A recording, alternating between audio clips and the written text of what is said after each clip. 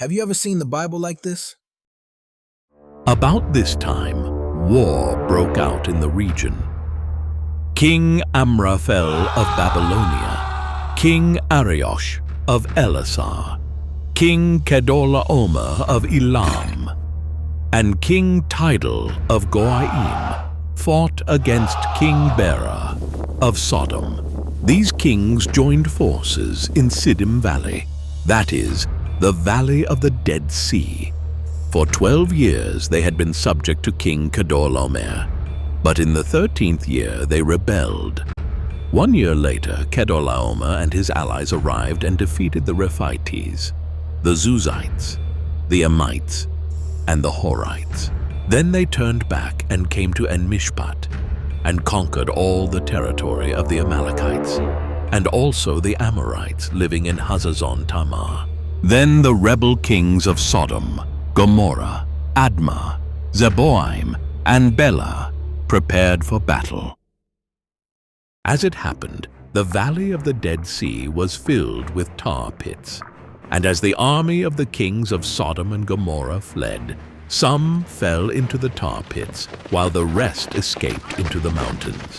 The victorious invaders then plundered Sodom and Gomorrah and headed for home, taking with them all the spoils of war and the food supplies. They also captured Lot, Abram's nephew who lived in Sodom, and carried off everything he owned. But one of Lot's men escaped and reported everything to Abram the Hebrew, who was living near the oak grove. When Abram heard that his nephew Lot had been captured, he mobilized the 318 trained men who had been born into his household. Then he pursued Kedorlaomer's army until he caught up with them at Dan. There he divided his men and attacked during the night. Kedorlaomer's army fled, but Abram chased them as far as Hobah, north of Damascus. Abram recovered all the goods that had been taken, and he brought back his nephew Lot with his possessions and all the captives.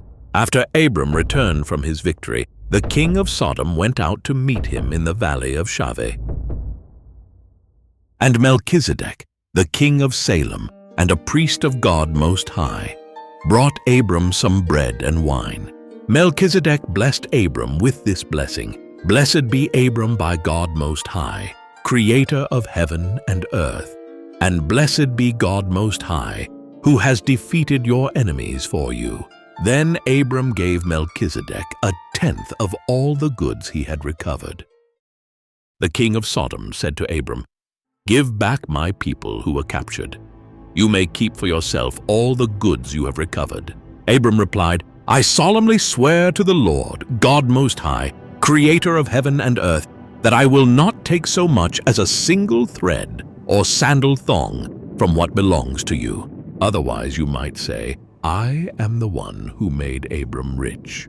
I will accept only what my young warriors have already eaten, and I request that you give a fair share of the goods to my allies." Abraham didn't ask for war. He didn't chase after power or position. He just followed the call and fought for what mattered. And on the other side of the battle, there was blessing, a priest, a promise, and a quiet refusal to be made rich by anyone but God. Sometimes the greatest victories aren't the ones we plan. They're the ones we survive and surrender back to heaven. So let me ask you, what battle are you in right now that you didn't choose, but might be leading you toward a blessing you didn't expect? Do not be afraid, Abram. I am your shield, your very great reward.